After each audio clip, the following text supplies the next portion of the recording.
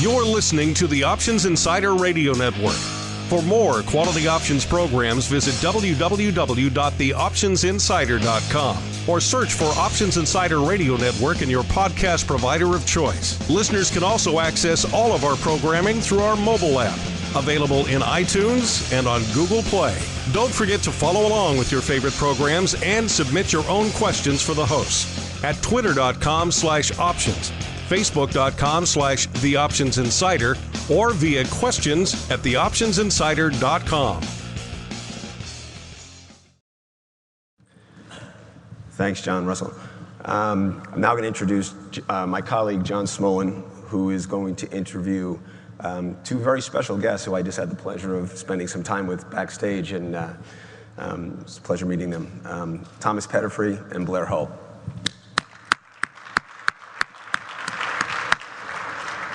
Touch me.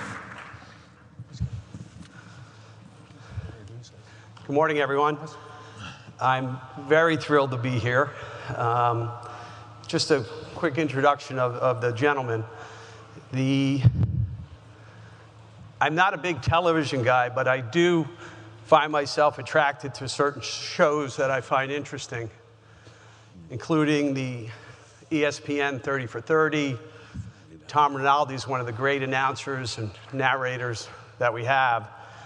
And if you watch his shows, he constantly talks, he goes back and he talks about the originators, the people that started things, that, you know, the great veterans in sport and in industry, and they're all remarkable stories. And as I've, over the years, listened to him, I started to think about how that related to our business and the connection we have. And in this room, whether we actually are aware of it, every person in this room has been impacted by these two gentlemen.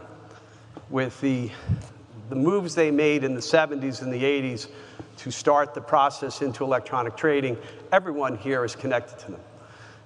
Because if we're a market maker, if we're an exchange, if we're a routing firm, if we're a software provider, these men here have affected your lives in an extremely positive way.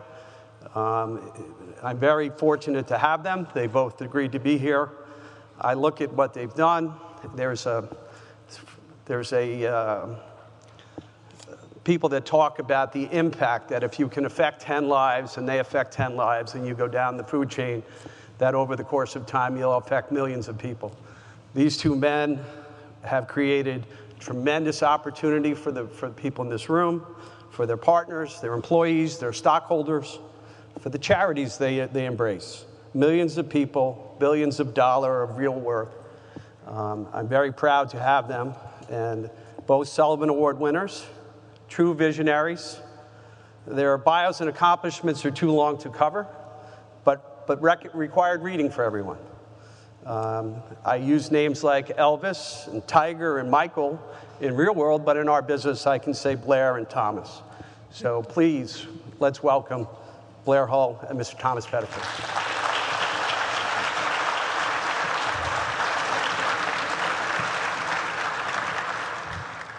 So, gentlemen, April 27th, 1973, the CBOE trades 931 options. Where are you guys? How do you learn about options, and where do you go? Well, I actually started to work on Wall Street in 1969. I was hired to a commodities dealer / broker, and my boss came to me one day and he said, you know, people are trading these puts and calls, and he explained to me what they were, and he said, but nobody has any idea how to price them. So he said, if you could figure out how to price them, maybe you could make some money. And then he soon forgot about the conversation, but it got stuck in my head. And I started to do simulations on my little computer and eventually came up with some formulas that worked. And, but then nothing happened. And around 80 73,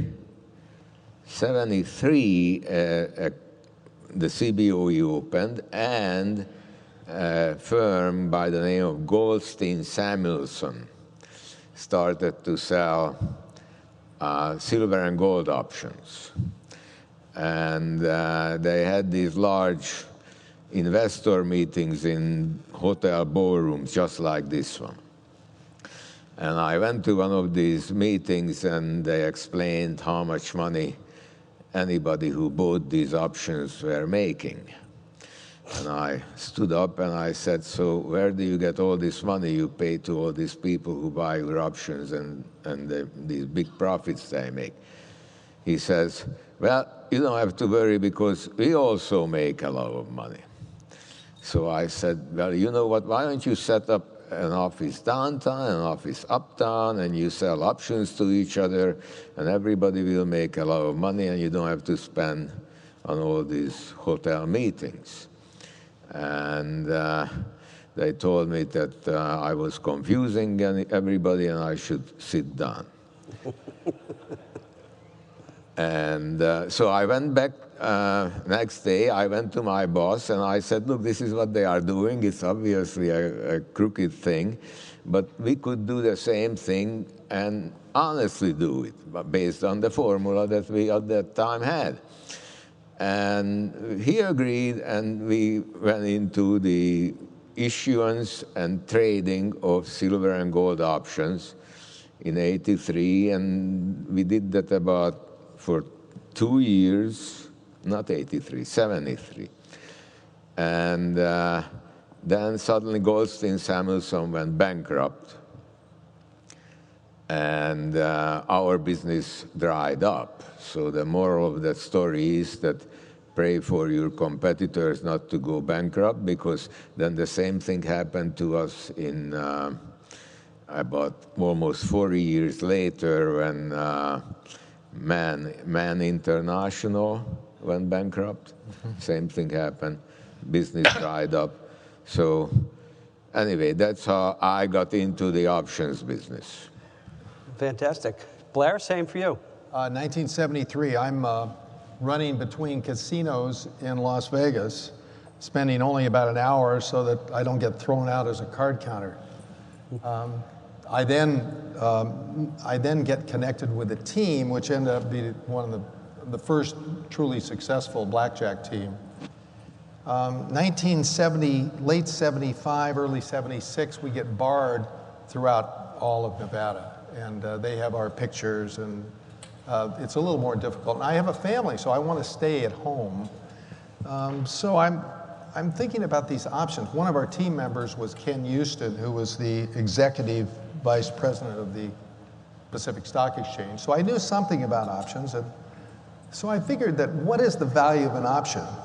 And I hadn't been familiar with the literature, so I thought, well, let's see, there's a probability distribution, and if you calculate the expected value of the payoffs and you subtract the dividends, you should come up with a value. So I create this model, an option model, and I start trading as a customer.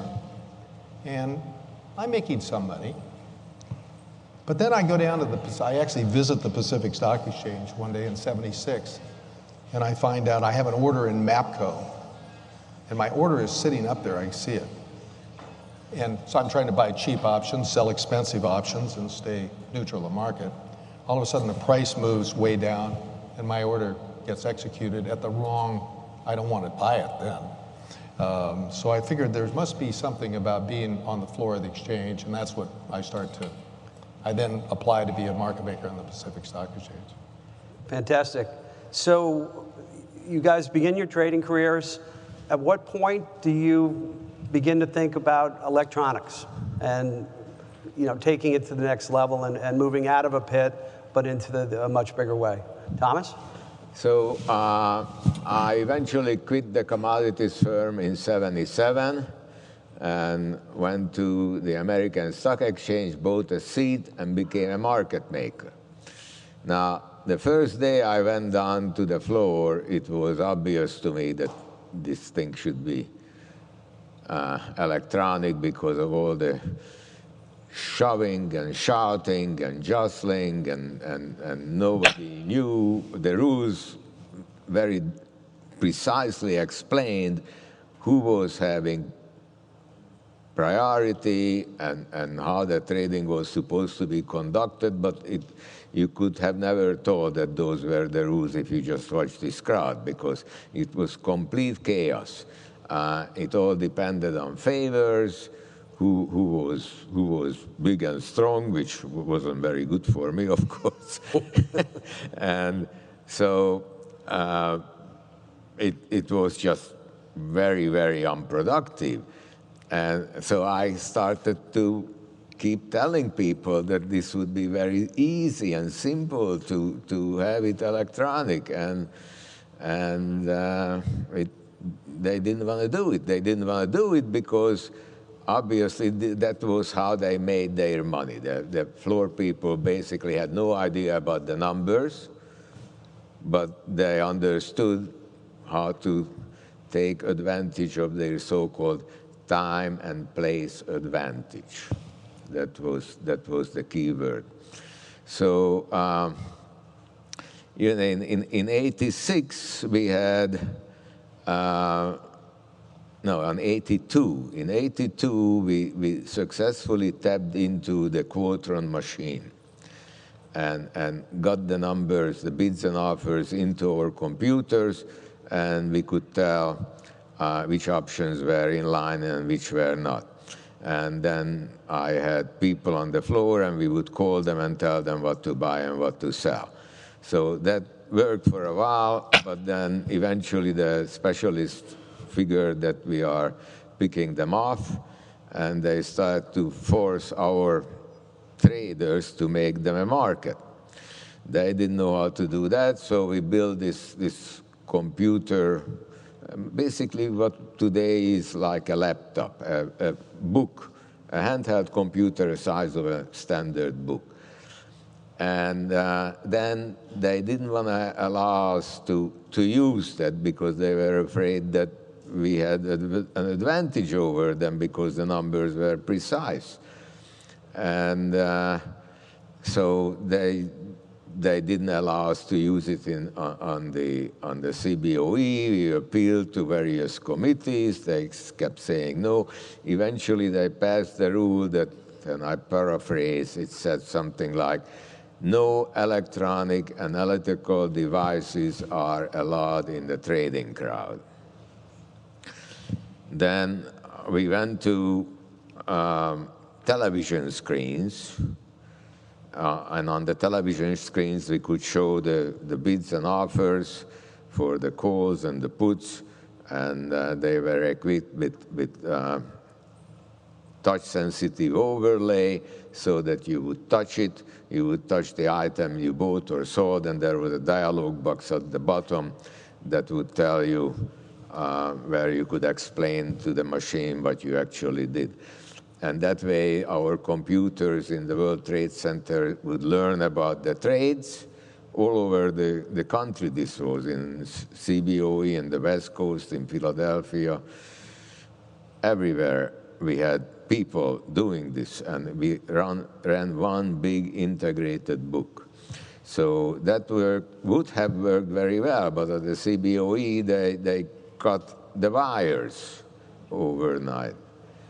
And then they told us that we had to turn the screens away from the crowd so that my traders couldn't see the numbers. We had to hire people to signal the numbers. So it was a very difficult situation to really bring this place into the 20th century. Blair, do you have similar roadblocks for you and your team? Well, my first impression when I went down to the floor of the exchange was that this whole process with the paper that was on the floor, and that this should all be replaced by a computer. And I had done some computer programming, and so I knew the system. I was a systems analyst, and so I could, this wouldn't be that difficult to do. I figured it'd take about a year to completely automate the process. So as a market maker, I knew my life was limited. I thought within a year, I better make a lot of money in a year because this place is going to go away. Well, my vision was correct. I was off by about 30 years. So you guys are launching your businesses right into one of the major market moves of the financial markets had ever seen, 1987. Walk us through the week the week before and the couple weeks after. What was going on at Hull Trading at that time? And you have a very interesting story as your role during that time. Well, we have screens in the SPX pit in October of '87, as does Thomas. And so we have dueling screens, and I think we sort of took turns being the primary market maker. And I think we were the primary market maker at that time. And so I'm supposed to be quoting all the series in SPX. Well, we obviously missed our estimate of what the volatility would open up. I think we were about half of what the volatility literally was trading at. So I was selling, obviously we were selling premium at this point, and our screens could not adjust fast enough to raise the level. Well, what the Fed had done at that time, they'd said that they'd tripled the margins, essentially, so our capital requirements were 3 times what they were, and we were under, our clearing firm was clearing through a firm called Peters and Company, and Ralph Peters, and he wanted us to reduce our requirements. And we had positions in New York and at the Merck and all over the place. Fortunately, that morning, we could not execute on the Board of Trade in the Maxi Pit, which was a mirror of the Dow Jones average. And it was a futures contract, and we had a big position there. And so I was the only person in the firm that actually had the full Board of Trade seat that could actually go over and trade. And what they had done is they'd said that any broker who could execute your orders, and we executed our orders through brokers in that pit, could not go down on the floor unless they had $100,000 in account. There was nobody that would go into that pit to execute our orders. So I personally had to go over. It wasn't my pit, my pit. So I had to personally go over and trade. That got me out of the SPX pit, so I stopped selling premium, which probably saved the firm. So I go over at that time. And if I recall the story, it was you and a Morgan Stanley broker, and he's selling and you're buying, and it's... Well, there are probably only 20 people in the pit. In '87 is the first time I'd ever seen this. When there's chaos in the market, usually the pits would be overflowing. Everybody wanted to be in there. There was so much fear on the street that people left. The pits were empty. Nobody knew what to do. And so there was a great deal of fear on the street. In this case, we had maybe 15 market makers continuously making a market, even though the Chicago Mercantile had threatened they were going to close the markets. And so the only market at that time, New York Stock Exchange wasn't answering the phone. They claimed they were open, and the Merck, there was a rumor that the Merck would halt trading. So we have about 20 people in the firm at this point, and I'm telling them, well, I want to send somebody to the library to do research on what has happened during trading halts. It's a reasonable thing. Need to do well, we can't do research. We're at war. This is a ridiculous request of my people. And so finally this is at 9:30, and about 10:30 I said, hell, be long on the halt. We're going to be long on the halt. So we go down. I go down in the pit, and I'm buying small, and we're selling.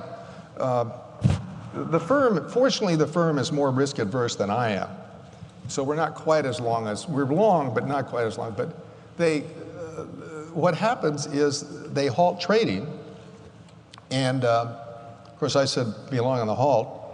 So obviously we're already long. And it's Drexel Burnham that comes in. Drexel Burnham knows that I've been in there. I've been the only buyer all morning, but I'm buying in 2 lots and 3 lots and 5 lots. And they asked me, where will I buy 100? Well, that's a big lot. Big order. In that case, I'm not. And there's a fellow that at the CBOE who actually had part of the OEX pit named after him called the Stafford Exchange. Many of you will probably know who I'm referring to. He had sort of taught me in the OEX pit that when a broker comes in, it doesn't matter what the order they have or what the spread is. We had theoretical values for everything, so we could price everything. He said, give them a price no matter how ridiculous it is. If they want to buy 5,000 of these and tell 10,000 of those, we'll figure out the price. Now, it may be a ridiculous price, but we'll give them a price. So as a result, the brokers always came to us. He asked me, he says, well, where will you buy 100? And they usually traded in nickels, $300, 10 cents at 15 cents. Unless they were trading in nickels, but this was 300, 295 at 300, 285. So they're trading like 292, and I say, 285. And he says, you own them. I said, and then it trades 287. There's 290 trading. He says, I'll sell you another 50. I buy another 50. Now we're so long, I have to leave the pit.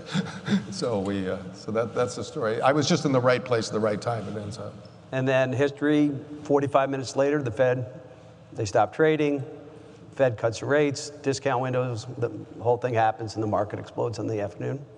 Everything exploded. Everything was straight up from there, and there were all kinds of rumors that the Fed had put somebody in the pit to buy that, but no. But I don't think there was a conspiracy. You were the Fed guy. I was the stupid guy that opened my mouth at the right time. Thomas, what was the experience of your firm during that same period? So the 87 crash happened on a Monday. I think what you're talking about happened Tuesday. Tuesday morning. So we were always long volatility. So that was good for us. We were self-clearing already in 87. And we were long. It appears that we were long on across all the exchanges. We were long delta, except all of our short delta was on the New York Futures Exchange, which was also cleared by OCC, but OCC cleared it as a vendor, not as the issuer of the options, because the New York Futures Exchange was a commodities exchange. So Monday the market crashes. Tuesday morning we come in. OCC says, well, you had lost an enormous amount of money, and you have to ante up the money. And we said, well, we don't have that much money, but you have on our knife position, which is equally profitable as the OCC position was a loser. So why don't you pay yourself? They said, well, our rules do not allow us to do this. We can only pay and receive from authorized banks.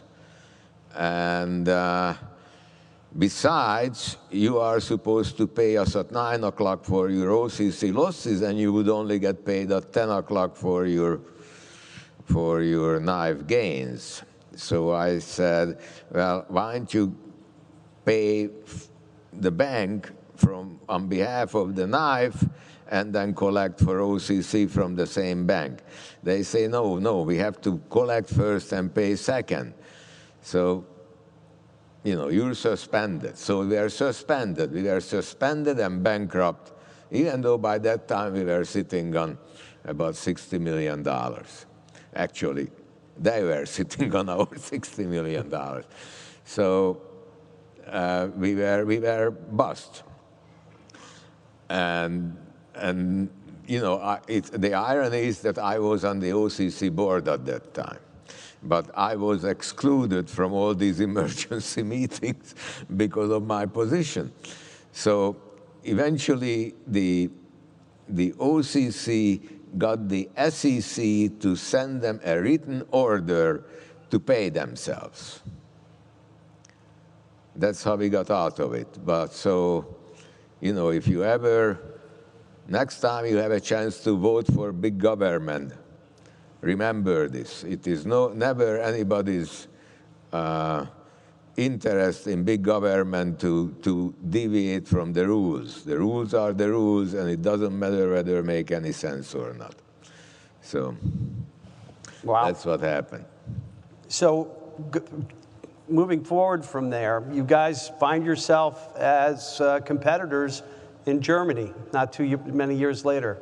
How did you move from the U.S. into the European markets, and was that your first true electronic experience where you guys got to showcase what you did? So in 1990, the Deutsche Terminbörse opened as they were listing options. We already had our fully integrated system in the United States, as I said, across all the 7 exchanges at the time at different geographic locations. So I thought that adding Germany would be an easy thing.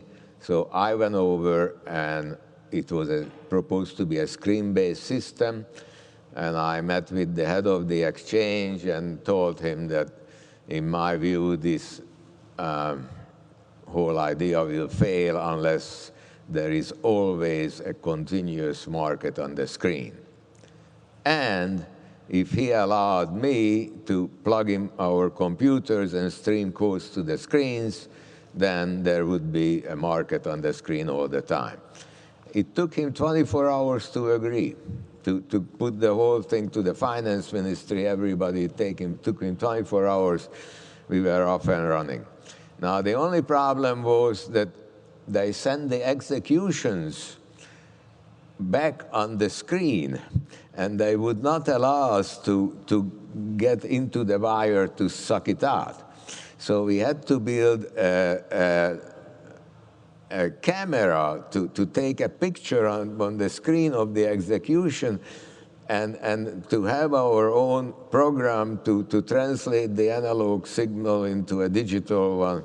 And so that took us longer than the market-making system. But then when it worked great. And then, then they opened in Switzerland and Holland and London and Spain, and then in Hong Kong. And so we just rolled on from there.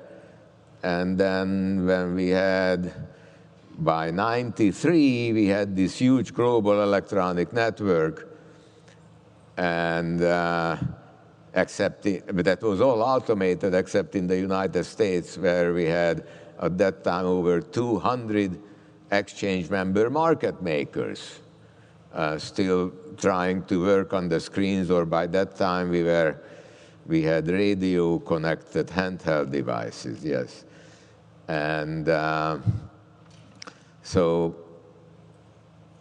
basically, I don't remember any competitors. I didn't even know that you were there.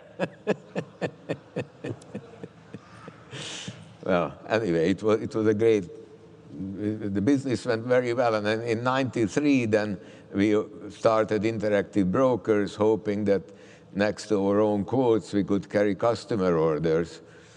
But the SEC would not allow us to do that. So we had to do Interactive Brokers completely separately from the market-making system. But we used basically the same connections, the same membership. So Blair, you had, I know several of your old partners were overseas for you. What year did you launch the office over there? I'm not sure if it was, I think it was 91. We were probably over there in 91. The US exchanges would not have automated at all if it had not been for Germany, I don't believe. We were just forced. I think somehow our country believes that we're on the beginning of innovation, but we really follow, unfortunately. But we would not have had electronic markets if it hadn't been for the Deutsche Terminbörse and the DTB. But we actually, I do recall in about 95 or so, there were various tricks that you had to get around the matching engine, getting quickly into the matching engine, and we had to We lost our advantage, and then we had to go back and re-engineer things. Actually, I think we re-engineered them, and I think the majority of our profits ended up coming from Europe for a number of years. Interesting. Yeah. So Thomas, you were talking about a very interesting meeting where David Krell, Gary Katz, and Bill Porter show up in your office in 1996.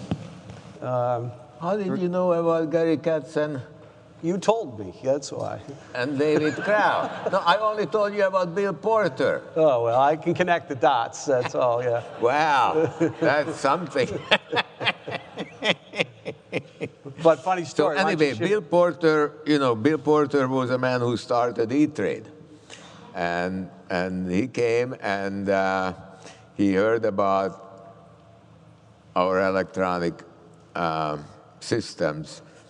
But anyway, he came into our office. I shook his hands. He sat down in a couch and promptly fell asleep.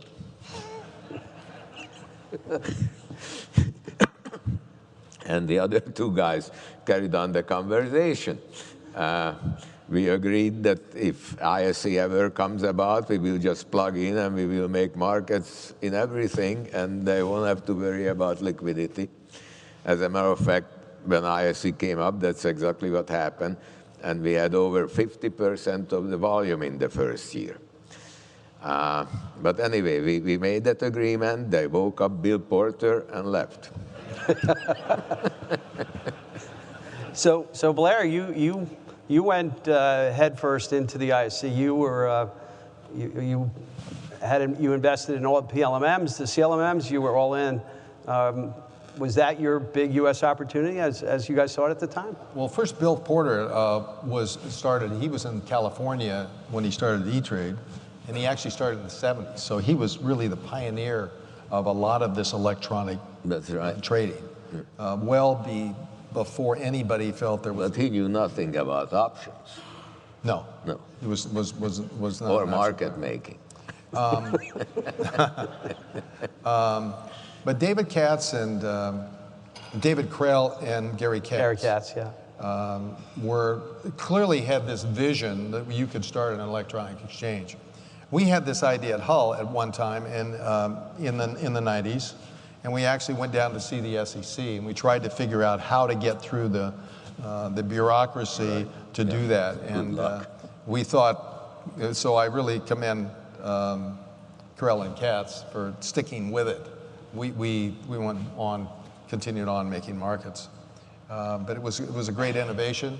It sort of started the industry, and it started us on this path that may not be the optimal path, but we're certainly on that path now. Yeah, but wait a minute. What year did you sell to Goldman? Not in 2000? It was 99, June of 99. Yeah, because they came to us first, and then I wanted $3 billion.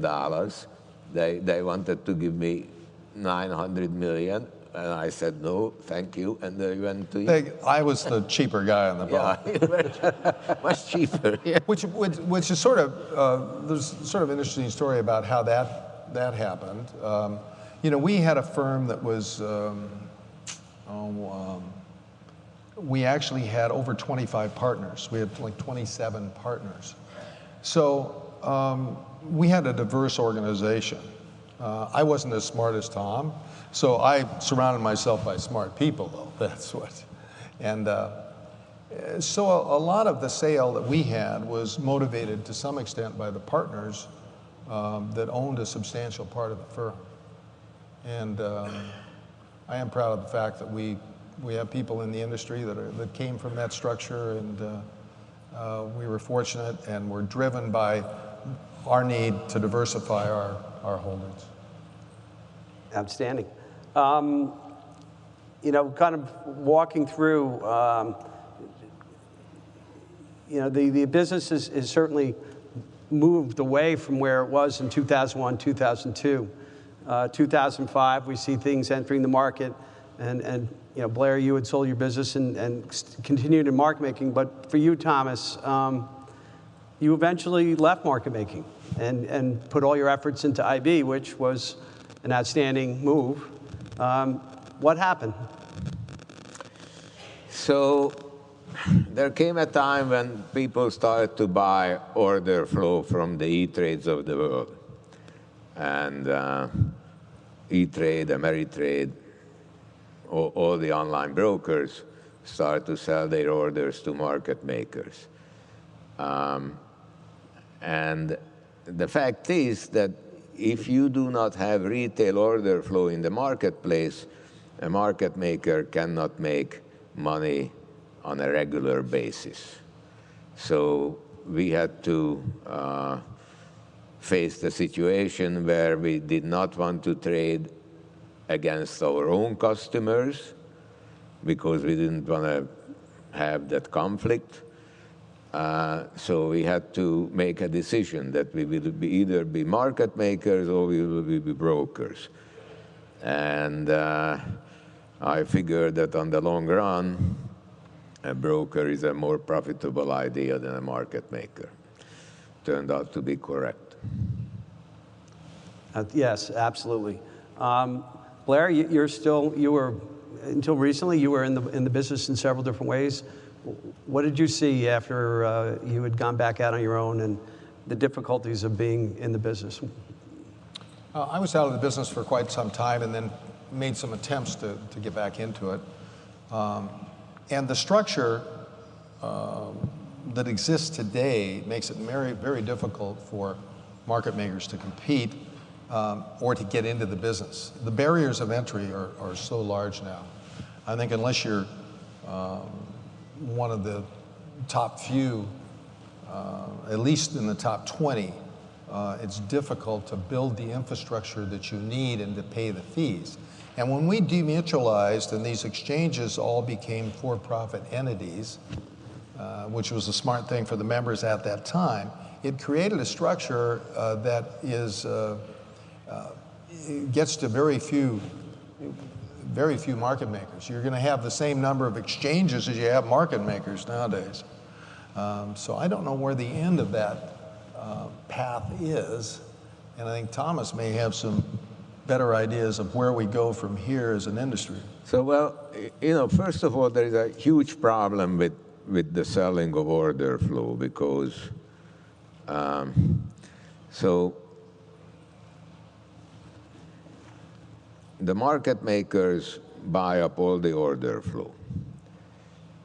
They internalize it based on the prevailing bid and offer. They execute it against themselves. They pay the brokers. So other people don't come into the markets because they don't like, because limit orders, if you put in limit orders nowadays, you only get to trade with professionals. So that is not a profitable activity. So the market becomes a little wider. The market becomes a little wider. The internalizers now internalize on a wider market so they can make more money, so they can pay more to the brokers for the orders. So this is a self-reinforcing loop at the end of which we will not have any liquidity. So I think that currently 40% of all the transactions happen off the exchange. 40% is a crucial place because if this goes just a few more percentage points, I think we get to a critical point where liquidity will be so bad that if the market starts moving a little bit, it is not going to stop because it will hit air pockets. So I don't know what's going to happen. I can't see anything good coming out of this. Blair, what are your thoughts on it? This is a mystery to me. Okay. What do you say? It's a mystery to me as to what direction we should go.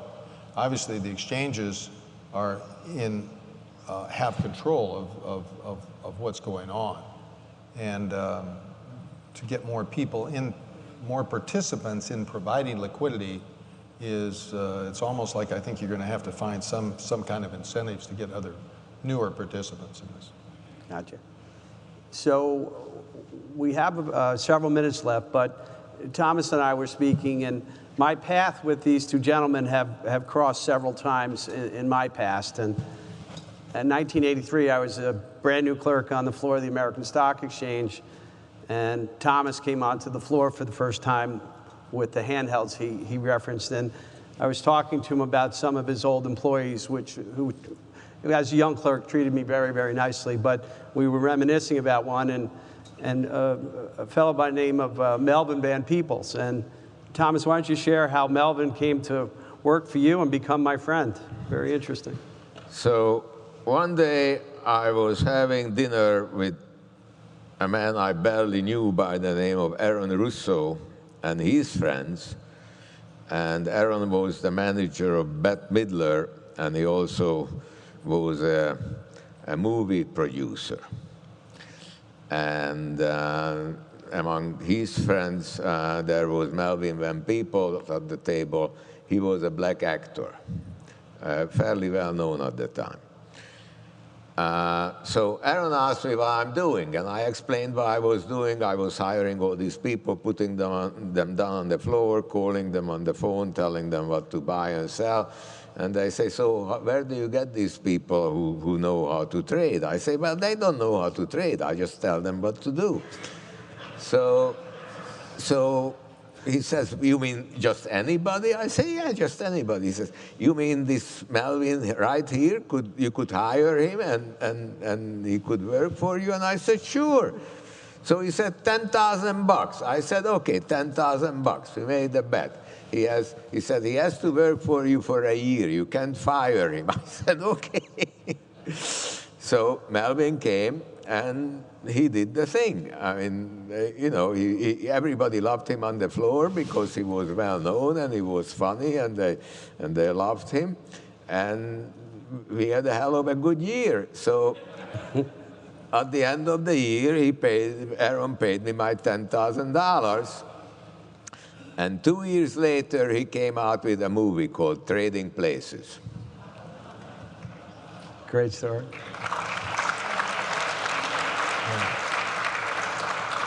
So, as we've got several minutes left here, I'm sure there's a few questions. So, I turn it open to the audience. A mic down here for, yes, for you. Hold on, right behind you.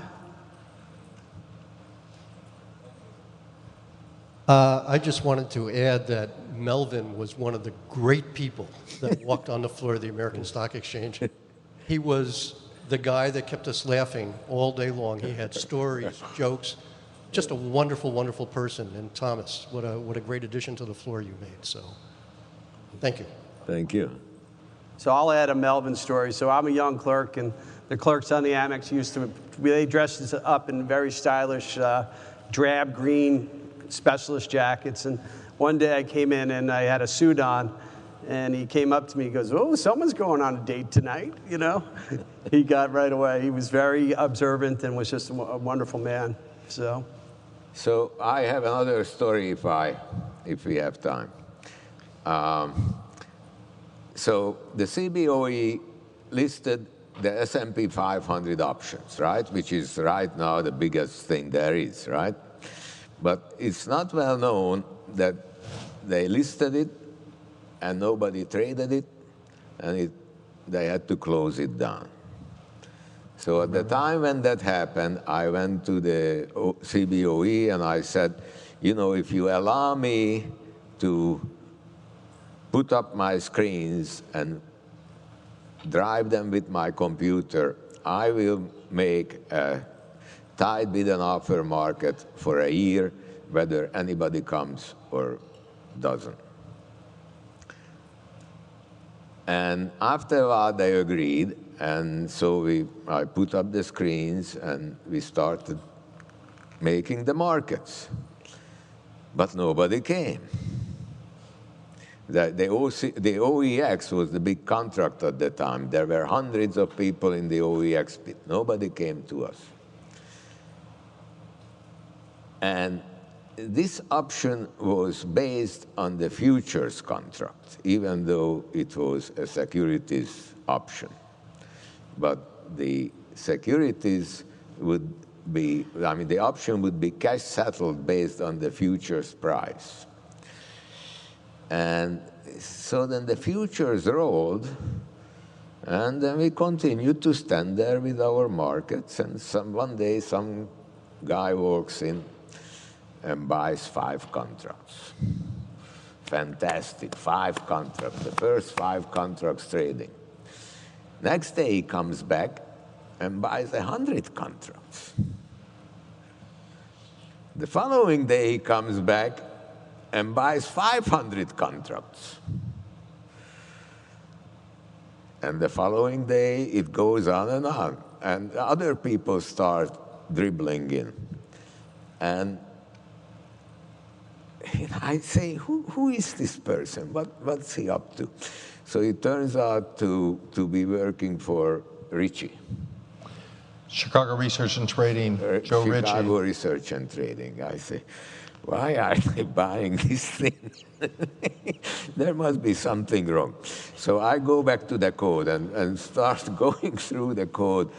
And finally, I realized that we were mispriced by the contango on 2 months of futures. So we sold them these options $200 per option cheaper. And by that time, we were short 9,000 options when I realized this. So the following day, we reversed all the prices. We took the $1.8 million loss.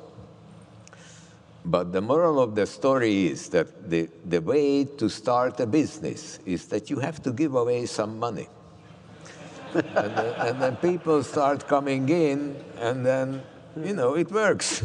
Yeah. All right. Any other questions? Well, we have a couple minutes left, but Blair, any final thoughts? I mean, you've been around the business for a long time, and I think it's kind of interesting that you've been away, but you catch up so quickly. Any final things?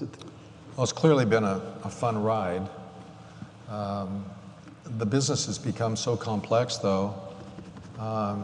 And when I think about the way in which the exchanges are pricing things, it just, to give an advantage to people who have, it's all the exchanges are for-profit entities.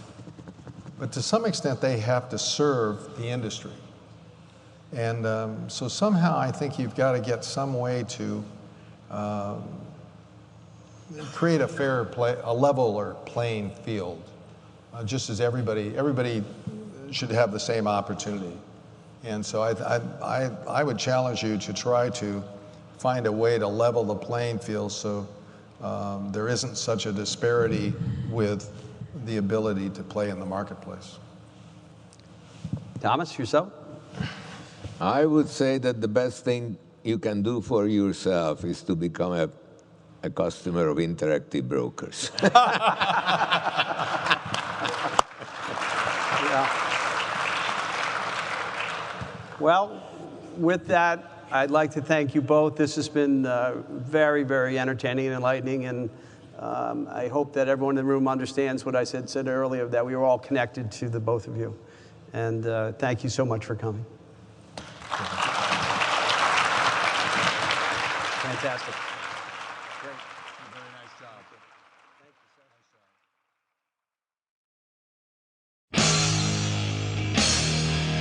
sir. The preceding program was a production of the Options Insider Radio Network. For more quality options programs, visit www.theoptionsinsider.com or search for Options Insider Radio Network in your podcast provider of choice. Listeners can also access all of our programming through our mobile app, available in iTunes and on Google Play. Don't forget to follow along with your favorite programs and submit your own questions for the hosts at twitter.com/options, facebook.com/theoptionsinsider, or via questions@theoptionsinsider.com.